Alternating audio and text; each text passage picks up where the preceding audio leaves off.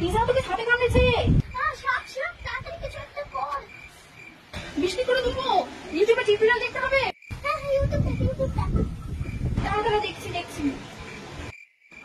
নমস্কার, আজকে আমি আপনাদেরকে শিখাবো যে সাপের বিষ কি করে বের করতে হয়।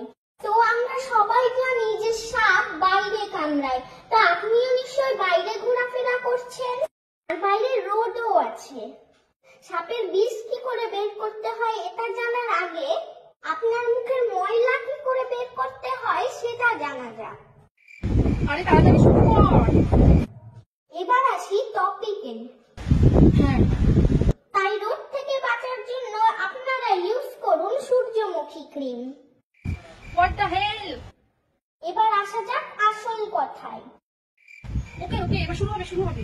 আপনারা প্রথমে একটা এরকম ওড়না কিনে নেবেন। হ্যাঁ, এরকম সুন্দর একটা ওড়না কিনতে গেলে আপনারা চলে যাবেন মধুস ফ্যাশনে।